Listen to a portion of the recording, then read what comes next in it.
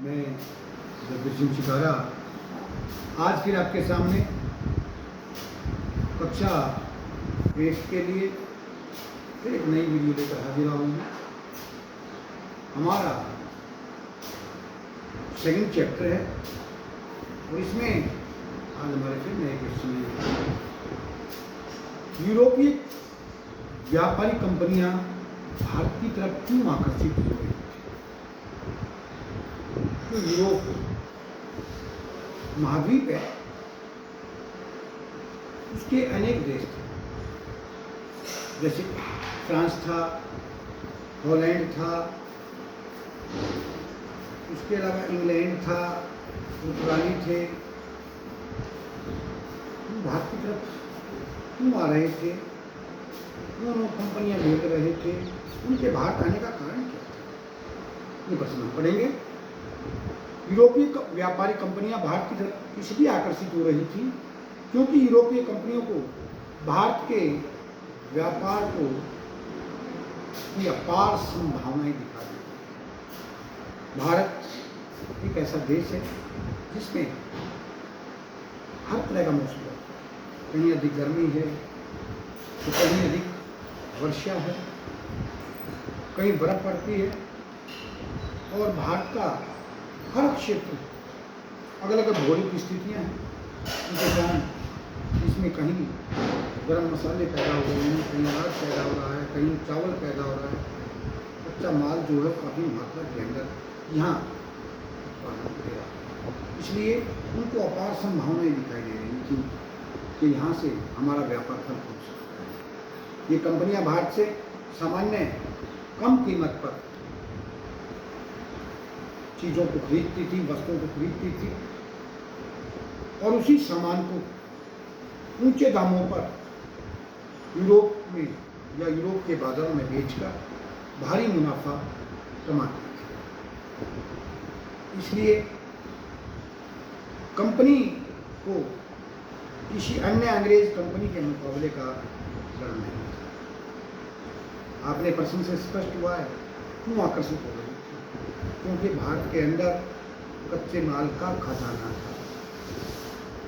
मुख्य बात इसमें एक ही आई है, यहाँ कच्चा माल था, कम कीमत पर मिल रहा था, महंगे दामों पर बाजार में बेच रही थी, इसीलिए ये कंपनियां जो थी वो भारत की तरफ आकर्षित हो रही थी।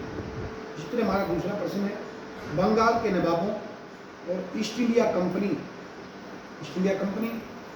कहाँ की कंपनी थी?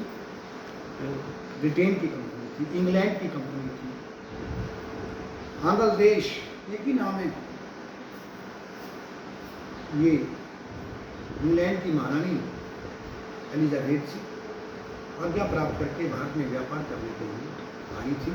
तो जो बंगाल के नवाब थे और ईस्ट इंडिया कंपनी के जो अधिकारी थे या ईस्ट इंडिया कंपनी थी, उनके बीच मतभेद विवाद क्यों था, क्या कारण था उनके आपसी मतभेदों का, वो बात हमने पहले क्वेश्चन जो आपको पढ़ाए, मैंने प्लासी के युद्ध के बारे में पढ़ाया, बक्सर के युद्ध के बारे में पढ़ाया।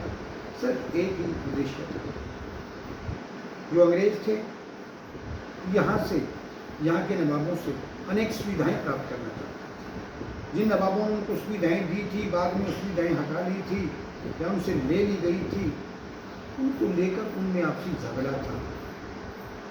इसके बारे में पढ़ेंगे। देखिए, बंगाल के नवाबों ने कंपनी को छूट देने से इनकार कर दिया। क्या देने से इनकार कर दिया? क्योंकि जो बंगाल के नवाब थे, कंपनी को अनेक छूट दे रखी थी, बिना टैक्स दिए वो व्यापार कर रहे थे। शासक नवाब जिसको कहते हैं, उसका दिन प्रतिदिन आर्थिक स्थिति कमजोर होती जा रही थी, कंपनी धनवान होती जा रही थी, व्यापार बढ़ता जा रहा था। उस घाटे को नवाब सही नहीं कर पाए। उन्होंने कंपनी पर जो छूट मिली हुई थी उन पर टैक्स लगा दिया, प्रतिबंध लगा दिया कि आप टैक्स दिए बगैर व्यापार नहीं कर सकते। मुख्य कारण यही था। दूसरी बात, उन्होंने कंपनी को व्यापारिक अधिकार देना तो स्वीकार कर लिया, किंतु उसके बदले में अत्यधिक धनराशि मांगी कि ठीक है आप व्यापार कीजिए, हम मना नहीं करते आपको, लेकिन इसके बदले में आपको बंगाल के नवाबों को बहुत अधिक कर देना होगा, अधिक धनराशि देनी होगी। अंग्रेजी देना नहीं चाहते थे, विवाद का कारण यह भी था। तीसरी बात, बंगाल के नवाबों ने कंपनी को रियायत देने से मना किया कि हम आपको किसी प्रकार की कोई छूट नहीं देंगे, कोई रियायतें नहीं देंगे। व्यापार करते हैं, टैक्स देके कीजिए। वो किलेबंदी करना चाहते थे, गोदाम बनाना चाहते थे, सिक्के ढालना चाहते थे, सब पे बैन कर दिया एक एक करके। इसलिए नवाबों के बीच और कंपनी के बीच मतभेद होना आवश्यक था। इसलिए उसके बाद कंपनी को सिक्के ढालने का अधिकार नहीं दिया गया, उसकी किलेबंदी तक बंद कर दी गई कि आप यहाँ किले नहीं बना सकते, आप व्यापारी हैं, यहाँ सिक्के नहीं डाल सकते। क्यों? अंग्रेज सिक्के डालना चाहते थे, क्योंकि अंग्रेज बाहर से जो चीज़ें लेते थे तो अंग्रेज की जो करेंसी है पाउंड वो यहाँ नहीं चलती थी, उन्हें बदले में सोना चांदी देना पड़ता था। इसलिए वे यहाँ के नवाबों से ये परमिशन चाहते थे, आज्ञा चाहते थे कि वे भी यहाँ सिक्के बनाए, पैसा तैयार करें, लेकिन उन्होंने मना कर दिया। किले बना रहे थे वो बंद कर दिए। नवाबों ने कंपनी पर धोखाधड़ी का आरोप लगाया और ये पेशकश की, ये दलील दी, ये सफाई दी कि उनके कार्य में बंगाल की जो सरकार है, बंगाल की जो नवाब की गवर्नमेंट है, वो राजस्व वसूली में कमी आती जा रही है और नवाबों की थी ताकत भी कम होती है। ये दलील दी थी नवाबों ने कंपनी पर। एक तो आरोप लगाया धोखाधड़ी का कि भाई जो कंपनी के जो कर्मचारी हैं, ये कंपनी का नाम लेके आप व्यापार कर रहे हैं। बंगाल की स्थिति, आर्थिक स्थिति कमजोर पड़ती जा रही है, जनता पर करों का बोझ बढ़ता जा रहा है, तो इससे हमारी ताकत कम होती जा रही है। तो ये दूसरी ओर अगर बात को लेके चलें तो कंपनी ने टैक्स चुकाने से मना कर दिया कि भाई हम टैक्स नहीं देंगे। वो टैक्स अंग्रेज जो नवाब थे वो टैक्स लेना चाहते थे, अंग्रेज टैक्स देना नहीं चाहते थे। और इसके अफसरों ने अपमानजनक, बेहुदी जिसको कहते हैं, शर्मनाक चिट्ठियां जो थी वो नवाबों और उसके अधिकारियों को लिखकर उनको अपमानित करना शुरू कर दिया, अर्थात नवाबों की बेइज्जती शुरू कर दी। अभद्र भाषा में उनको पत्र लिखे जाते, इससे नवाब अंग्रेजों से ओट चिढ़ गए। कंपनी ने आरोप लगाया कि स्थानीय अधिकारियों की बेतुकी मांगों से कंपनी का व्यापार नष्ट हो गया। कंपनी ने यह भी आरोप लगाया कि आपके जो छोटे मोटे अधिकारी हैं, जो स्थानीय क्षेत्र के हैं, वो धोखाधड़ी कर रहे हैं, जिससे हमारा व्यापार नष्ट हो रहा है।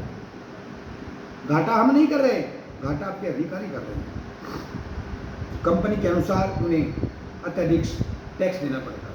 कंपनी कहने लगी कि हमको जो टैक्स देते थे उससे भी ज़्यादा हमें टैक्स देना पड़ रहा है, हमें तो घाटा होता जा रहा है। नवाब कहता है मुझे घाटा होता जा रहा है, अंग्रेज कहते हैं हमें घाटा होता जा रहा है।